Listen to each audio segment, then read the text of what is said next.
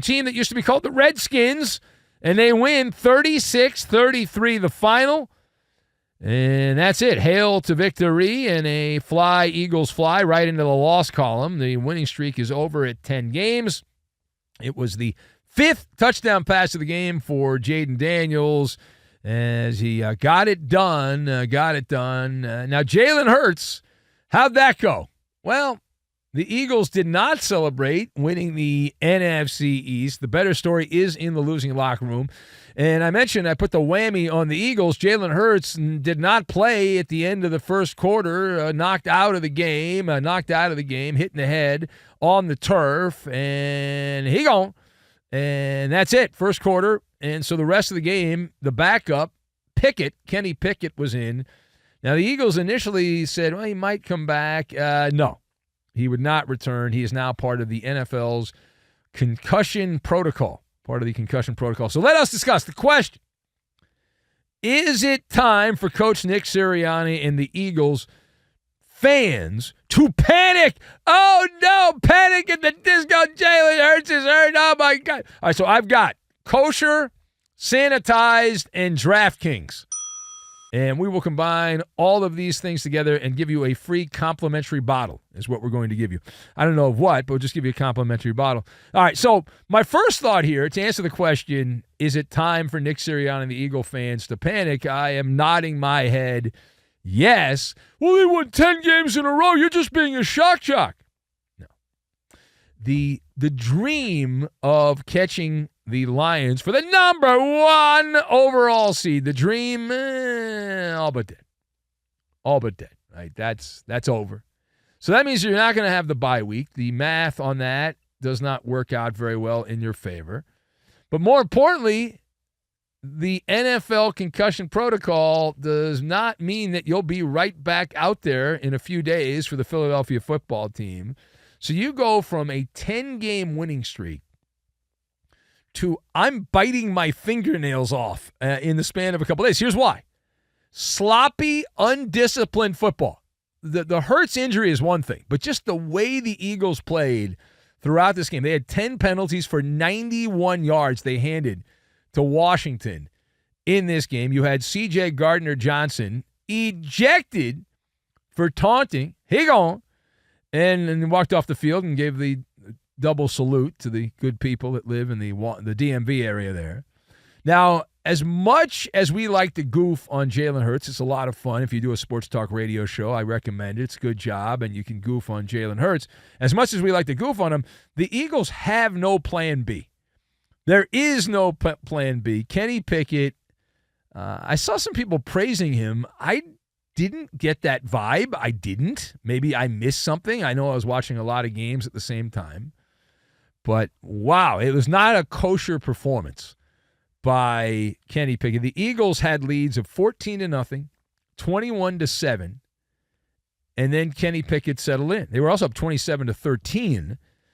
They lost even though the Commanders committed not 1, not 2, not 3, not 4, 5. 5 turnovers. You know how difficult it is to not win a game when the other team gives you the ball 5 times? It's almost mathematically impossible. If you do the calculus on it, it's almost mathematically impossible, and yet here we are. The Eagles lost the game. And Kenny Pickett, he was under center for the entire final 3 quarters of the game. In those final 3 quarters, the Eagles managed just 155 total yards of offense and 4 field goals.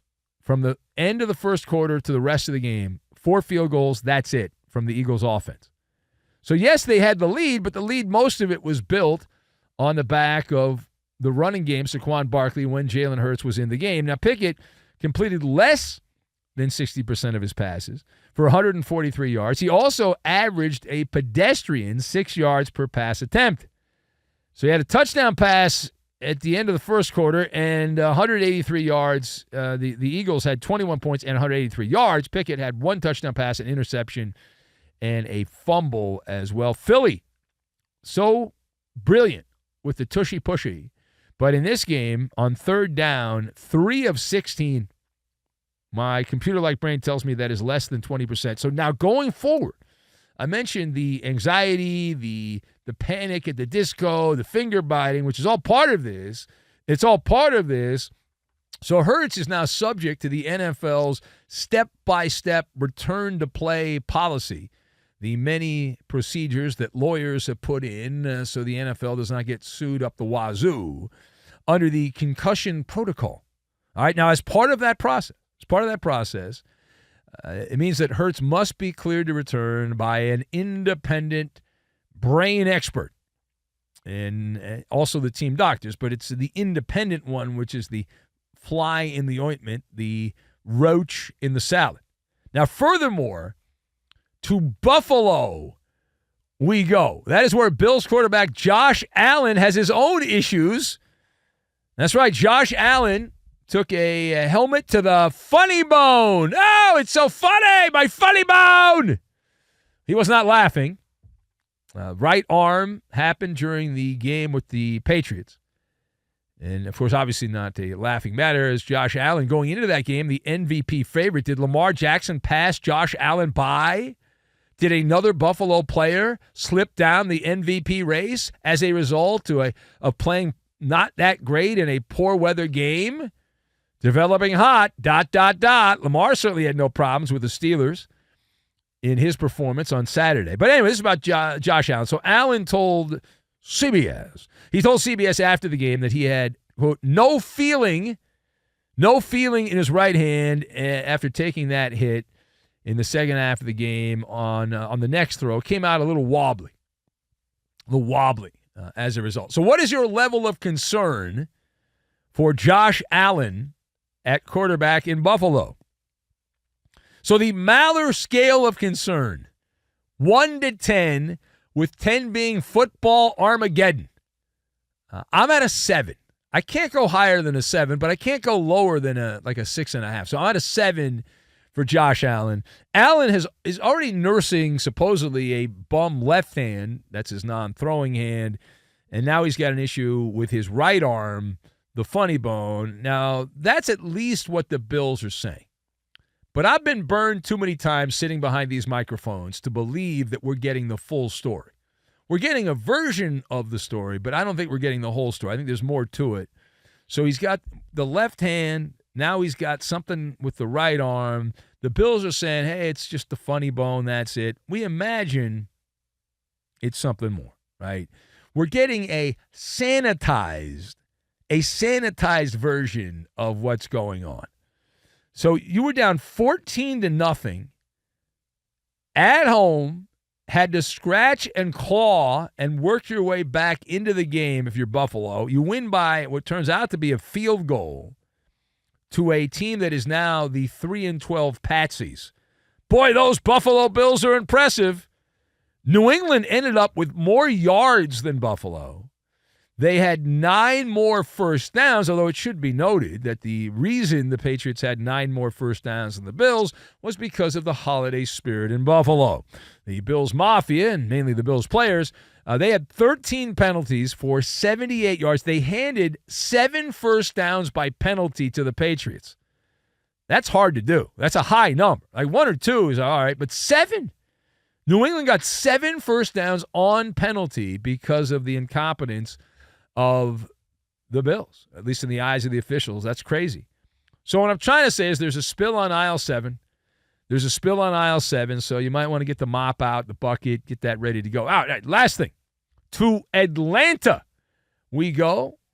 The christening of a new star in Georgia, at least they think.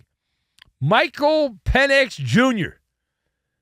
He's back under center. Hadn't seen him play as a starter in a meaningful game since he was back in Washington and for the Huskies. But Michael Penix Jr. made his much ballyhooed debut after sitting on the sidelines and getting hemorrhoids and holding a clipboard all season. Now Michael Penix Jr. under center.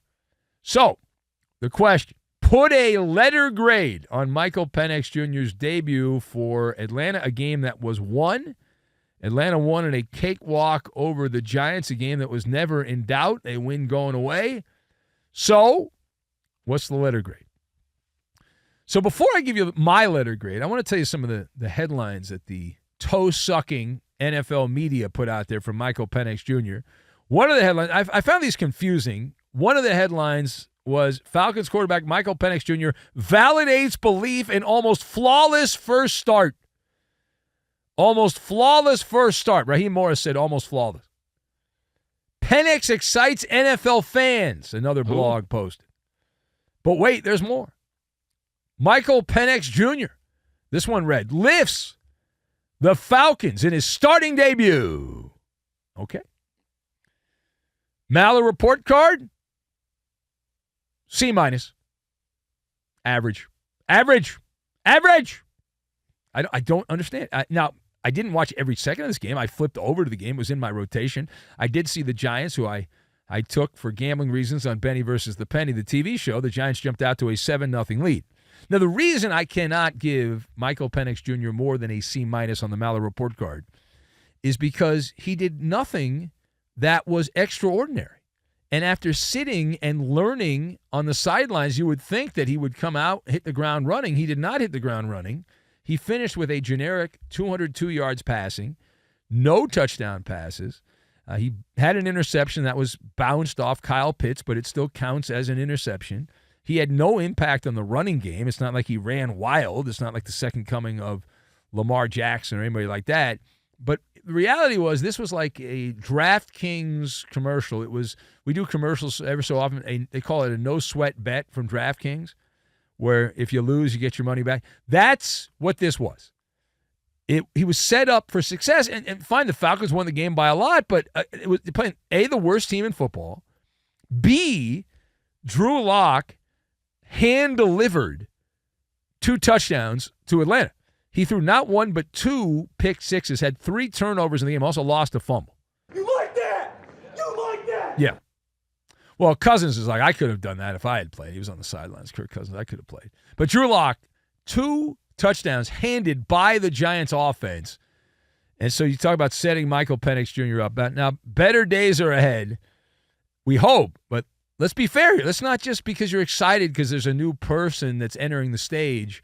Let's not say that they remembered all their lines, because they didn't remember all their lines. It was a very blah performance by a guy that was drafted in the first round of the draft and had all year, unlike all these other rookie quarterbacks, many of them that started either right away or within the first couple weeks of the season. Michael Penix was sitting on the sidelines waiting until just a couple weeks to go in the season and didn't really do anything that magical.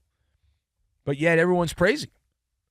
I get it. Your default position is to celebrate the new guy. But the new guy was kind of average.